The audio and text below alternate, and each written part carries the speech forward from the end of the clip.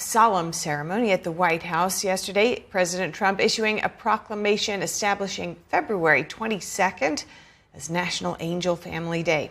Andy D's Daniel Monahan has more on the event to honor Americans that were killed by illegal immigrants. We're gathered here today for a truly solemn occasion. President Trump welcoming hundreds of family members to the East Room ceremony. Everyone in this room not only suffered an infinite loss, they were the victims of politicians who put the comfort of foreign criminals before the safety of American citizens and American patriots. Their stories were censored and suppressed.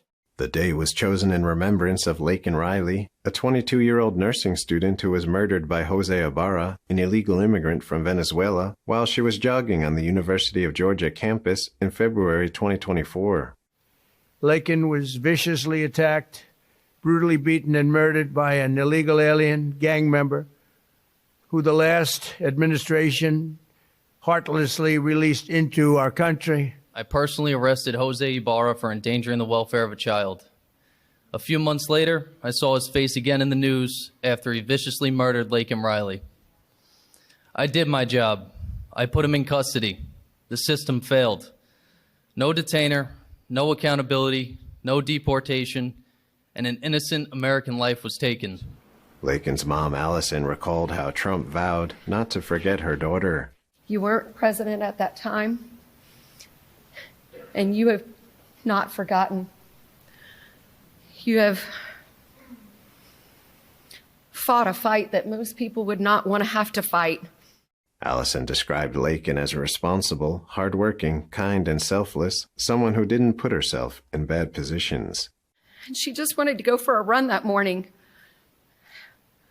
after she'd gotten up at 4 o'clock the morning before to decorate her roommate's door for her birthday.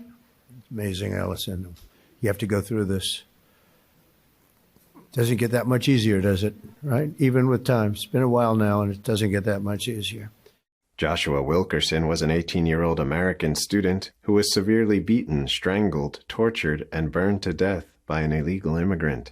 Mom Laura Wilkerson says she met President Trump 11 years ago when he was running for office.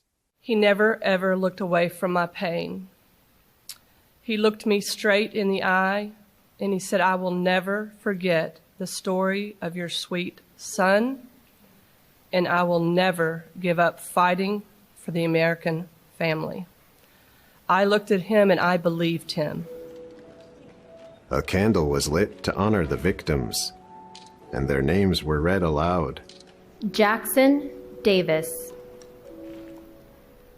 Christopher James De Leon, Joseph Di Tommaso. The military band sang Amazing Grace.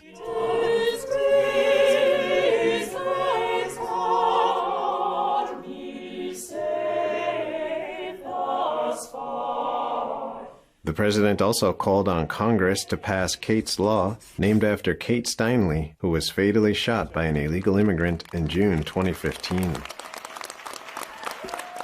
The law would impose stricter penalties on those who illegally re-enter the U.S. after being deported, especially those previously convicted of crimes.